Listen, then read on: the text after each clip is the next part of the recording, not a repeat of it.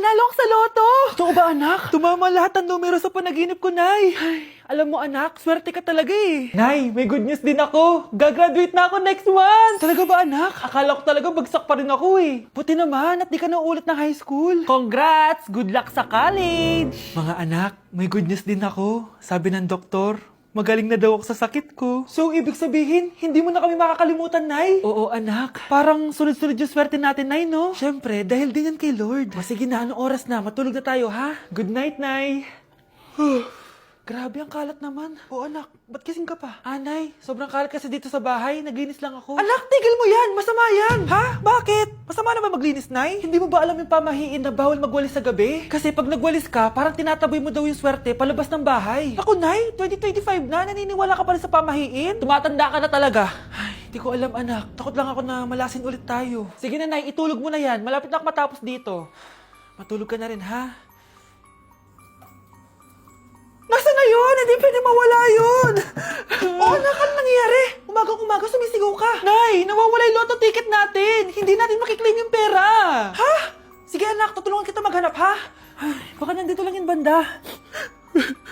Oo anak, ba't ka umiiyak? Ayoko na. Ginawa ko naman lahat eh, pero binagsak pa rin ako ng teacher ko. Ano? Hindi na daw ako kasama sa mga gagraduate, Nay. Lahat ng effort ko nasayang. Anak! Nay, magpahinga ka muna. Ako na muna bahala dito. Ano na naman nangyayari sa pamilya natin? Anak? Scarlett? Kyle? Susan? Kamusta ka na? Dok? Ba't nandito ka? Dinalaw kita para kamustahin ka. Mga musta? Eh di ba sabi niyo magaling na ako, Dok? Yun din nakakala ko. Ha? Teka lang, nakita mo ba yung mga anak ko? Susan, matagal nang patay ang mga anak mo. Ha? Hindi mo ba naaalala? Pareho silang na-depress. Si Scarlett dahil sa nawala niyang lotto ticket. Si Kyle naman dahil hindi nakagraduate. Kaya, ayun. Kailangan mo ulit maggamot, Susan. Dahil lumalala na naman ang demensya mo. Yuck! Ang cheap naman ang uniform nila. Mukhang maasim. Walang class. 2025 na Android pa din ang cellphone. Kahit siguro Messenger naglalag dyan. Ang ganda nga ng uniform, ang sasama naman ng ugali. Naka-iPhone ka nga, talo ka pa din naman sa ML. Ipabuhat yarn. Ang baho siguro ng classroom nila, no? Tapos nag-aagawan pa sa electric fan kasi wala naman silang aircon. Feel ko pinapalo sila ng teacher nila kapag nagkakamali sila. Ang boring siguro sa classroom nila. Mas masaya pa rin talaga sa public school, no? Balita ko mga korap mga magulang niyan. Kaya madaming pera. May araw din kayo, men. Nakatikim na kaya sila ng steak? Feel ko hindi nila afford. Nakatikim na kayo ng pagmamahal sa magulang? Oh! Sa pool! How dare you! Isang pitik ko lang, tumba ka na. Pipitik ka pa lang, tumba ka na. Tara na nga!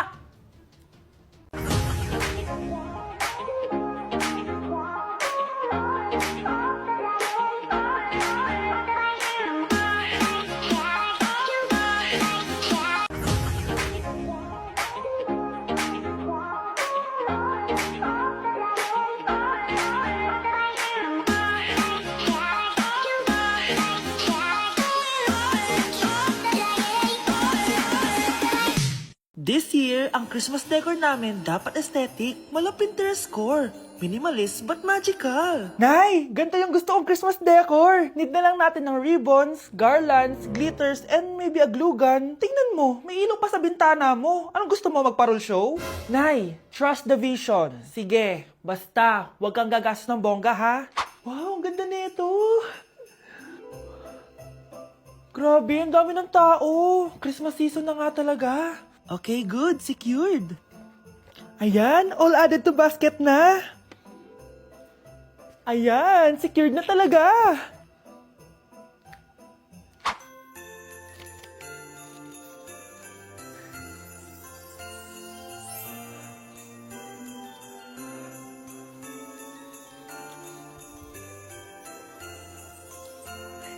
Anak, paubos na yung ribbon, no? Oh, eto, ribbon ng cake. Same color naman eh. Pwede na yan. Nay, masisira yung team. Magkaiba yung sukat, oh. Nay, ba't mo inopin yung electric fan? Mainit kasi. Ay, Diyos ko, ang kintab ng pusa. Ang gulo na tuloy. Gusto ko lang naman maging maganda to eh. Anak, maganda naman, oh. Tingnan mo. At least, nagkaroon tayo ng mother-daughter bonding. Parang okay naman. O, di ba? I'm the OG interior designer.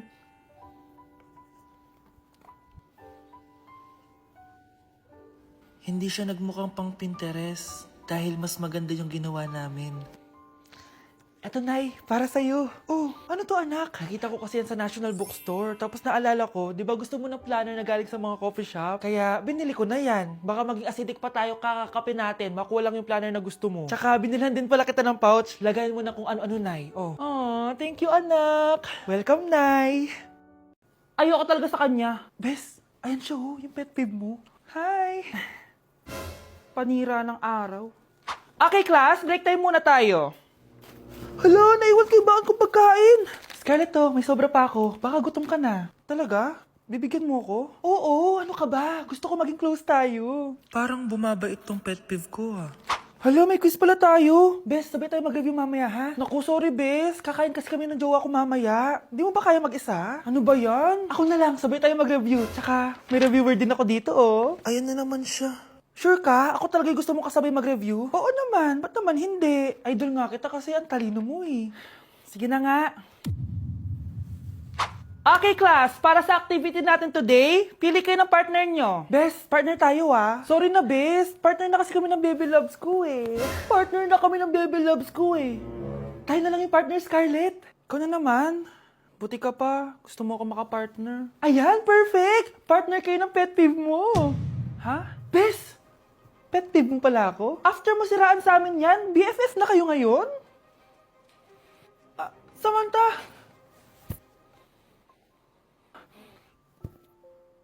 Samantha? Magpapaliwanag ako. Oh, ba't nandito ka? Pet peeve mo ako, di ba? Umalis ka na. Oo, pet peeve kita. Dati. Kasi ang sungit mo sa akin eh. Tapos palagi mo ako iniinis. Alam mo kung bakit?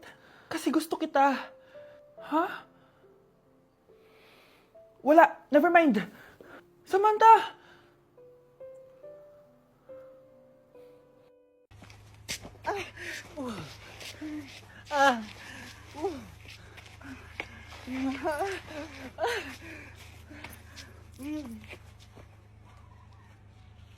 Okay, class. 5 points sa akin ang makakasagot neto. Ano ang pangalan ni Rizal? Ma'am. Yes, Scarlett? Rizal Park.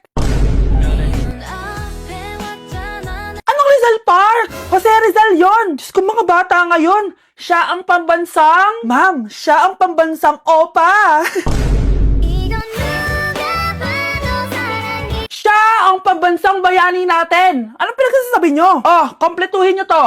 Ang kabataan, ang pag-asa ng busan. Mali! Bayan! Pinagluloko nyo ako, ha? O eto, ano ang sinulat na libro ni Jose Rizal? Ma'am, El Filibusterismo. Imnida. Tama na sana eh. Naloloko na kayo sa K-pop at K-drama na yan, ha? Last na talaga. Ayusin nyo na, ha? Okay, class. Last question. Sino ang kapatid ni Rizal? Kapatid ni Rizal? Ma'am! Eto, sure na ako sa sagot ko. Yes, Scarlett. Ang kapatid ni Rizal Park ay si... si Sandara Park. Kuya, sundan mo yan. Sige po, ma'am. Sinasabi ko na nga ba eh. May tinatago ka sa akin. Ayan, kuya. Huminto ka dito. Magloloko ka na nga lang sa matanda pa. Hoy, bayad mo! Humanda ka talaga sa akin.